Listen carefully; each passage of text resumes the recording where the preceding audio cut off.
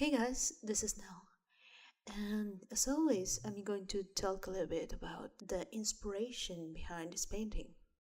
Usually, when I paint, after I already made all the important decisions that are going to make or break my painting, talking about, fundamentals, anatomy, perspective, values, composition, and everything that requires for you to really sit down and think about it. Once I'm done with that, and I start the monkey work part, which is basically just rendering, I like to listen to podcasts. Actually, I like to either listening to music or listening to podcasts because otherwise I get distracted a lot and I stop doing what I'm doing. So, yeah, I love to listen to people talking, kind of like what I'm doing right now is the type of content that I consume. So, yeah, one of the podcasts that I really like is a podcast called Hello Internet. It's hosted by CGP Grey and Brady Haran. Those guys are YouTubers, but their channels are more science-based channels. CGP Grey is more generalist in a sense. He talks about a little bit of everything. What I like about him is that he got a really scientific mind and he really dives deep into the topics that he is talking about in a really fleshy and articulate way that I really, really enjoy. I love his mind. Everything he thinks about, I already thought about before, but I don't really have the power horse in my brain to articulate the idea so clearly and so concisely as he does. So yeah, I really, really like that guy. And when they get together to put together Hello Internet, I really enjoyed hearing them talk. So there was this podcast that they recorded. It's called Master or Beast or something. And I think it's the number 82. Yeah, they have been doing this for a long time. So yeah, they got over 100 podcasts right now, and they are over 2 hours long. So yeah, it's a lot of content. It's fantastic. I mean, so they had this podcast talking about CGP Grey the penguin, which is a penguin from the Bristol Zoo on UK that they got named after CGP Grey. And I really don't remember why they got a penguin name after one of the podcasters from this podcast, but they did. And they kind of like, okay, we got this penguin name after one of us, and cool. And they went about their day, and that was it. And eventually, they kind of like remember that they had a penguin in a zoo named after them, and they were wondering, hey, what happened with that penguin? What is going on with his life? Where is it doing? So maybe we should check up, see what's going on. And they contacted the Bristol Zoo, and there was a zoo in a place called Tbilisi. I'm not exactly sure on which country this is. I remember I knew back in the day, but I completely forgot. And I think it's a little bit too late to Google it. Anyway, there is this zoo in Tbilisi, and apparently it got flooded because of a natural disaster. And apparently the way it works with zoos is that if you have a sister zoo in another country, that zoo, if something happens to your zoo, that zoo has to provide animals to you so you can restock yourself. So that's what they did. They called the Bristol Zoo, and the Bristol Zoo provides penguins to Tbilisi Zoo. But unfortunately, some of them died in the way to Tbilisi, and CGP Grey, the Lady Penguin, was one of those. So they realized that was dead, and they were like, oh man, that sucks. It's terrible news. And this is the interesting part because, those guys, both of them, are science people in a sense.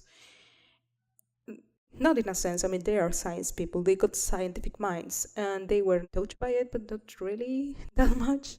So they were like, oh man, that sucks. But obviously, I'm not going to feel bad about the penguin.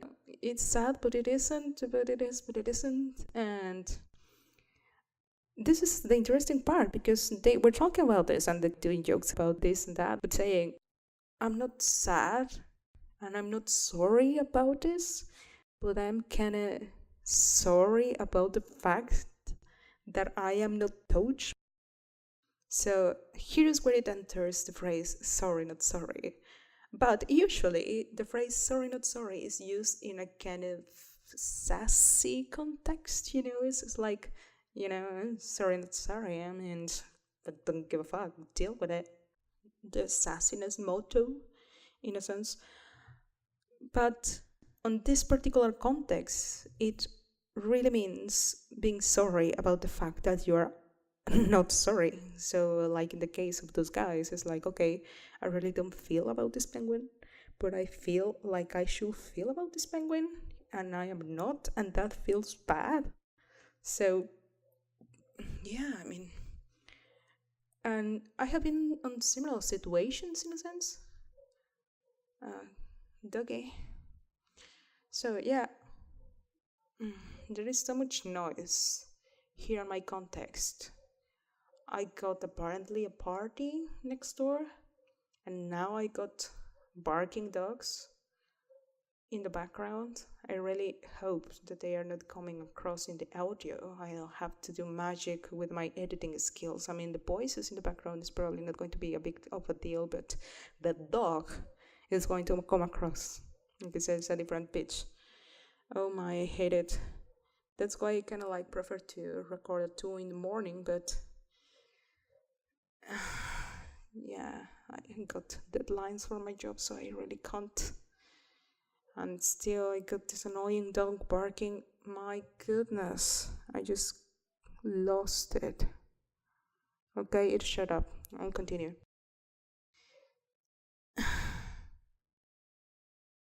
So, yeah, sorry, not sorry. The phrase that I was saying. Okay, here's the thing. I think we're all familiar with this thing. At least in my case, there's a lot of situations where I don't feel sorry about the situation, but I think I am a horrible person because I'm not sorry about the situation, and that makes me sorry. So yeah, it's it's complex. I was browsing Reddit the other day, and there was this post that I read that said, when I was a child and my dog died, I found relief in the fact that she will forever live in my memory. Now I no longer remember who she looked like. I was like, oh my god, no, don't tell me, no.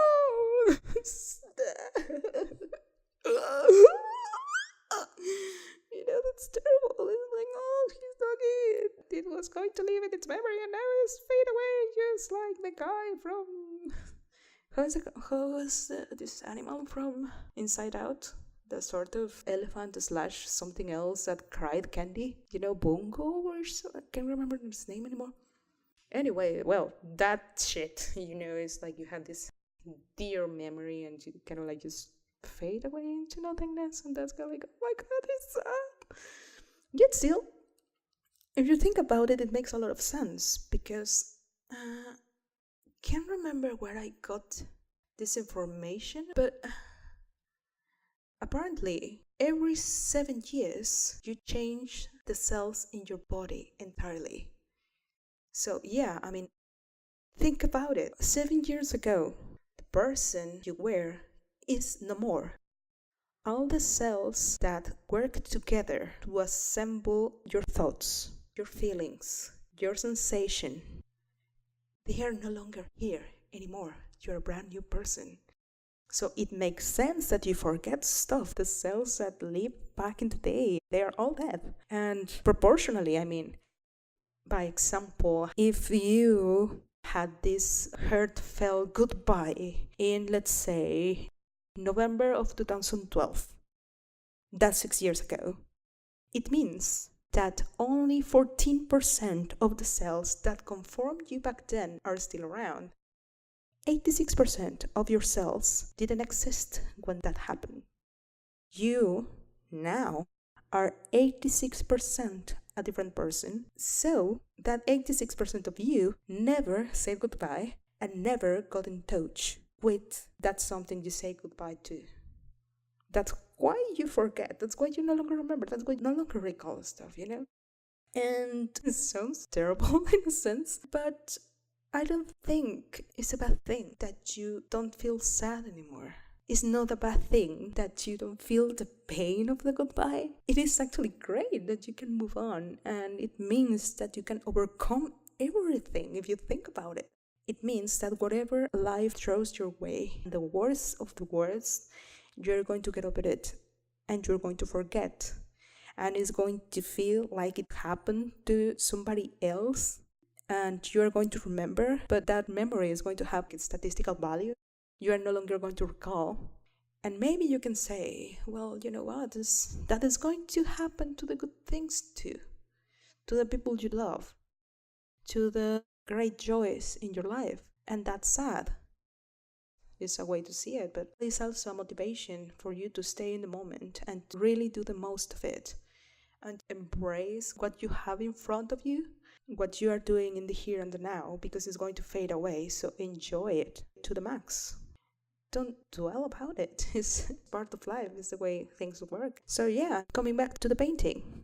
This is not exactly CGP grade penguin. This is a different penguin. I have a personal metaphorical penguin of my own. And this painting is dedicated to that specific penguin. It was a penguin that was really close to my heart back in the day. I remember that this penguin occupied a lot of my mind. Nowadays, I barely think about it and I no longer remember. I'm not yet over the 7 years time frame where all the cells in my body who were in contact with this penguin are dead. I mean, I still got a little bit of them around, but they are mostly gone and it feels like it. I'm supposed to be sad about it, but I really don't. It feels wrong not to be sad about it, but at the same time, I don't think it's a bad thing. I think it's great. and yeah, I hold the memory, but I don't exactly recall it. If I ask you, what is the best dish that you have eaten in your whole life? You probably will be able to pinpoint a point in your life. You probably will be able to tell me what was it, where to get it, but you are not tasting the flavor anymore. It's just data. And it's data that you got it in your brain, that this is something that you experience and it's something that happened to you, but you no longer feel it, you no longer smell it, you no longer taste it. And that's kind of like I feel about that time back then. And I don't think it's a bad thing. I think it's good.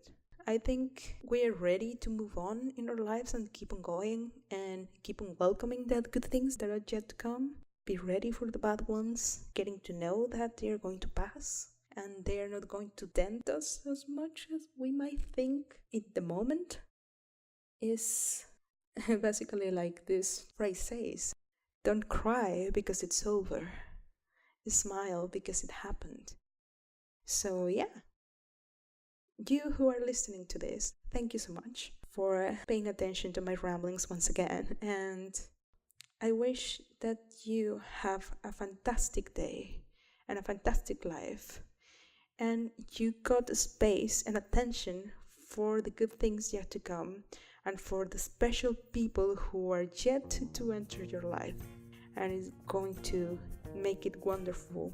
Enjoy them, because just this moment is what you have. So yeah, have a fantastic day.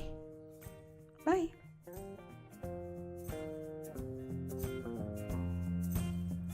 When you get older, plainer, saner, when you remember all the danger we came from, burning like embers, falling tender, longing for the days of no surrender years ago. Then will you know? There we go. CGP Grey, the Lady Penguin. Rest in peace. Rest in peace.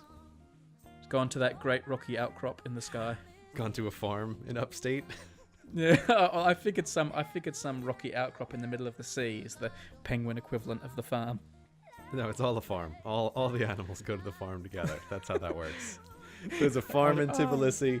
She'll be running through the forest, the happy penguin. Wait, this doesn't make any sense. Don't question it too much, man. Don't question it. We're just telling you a story here. We need to think of something to do about this, Gray. I feel like it can't end here. What do you mean? I don't know. I feel like this can't be the end of the story. All stories come to an end, and death is an ending. I'm not sure what you're looking for here, Brady. Yeah.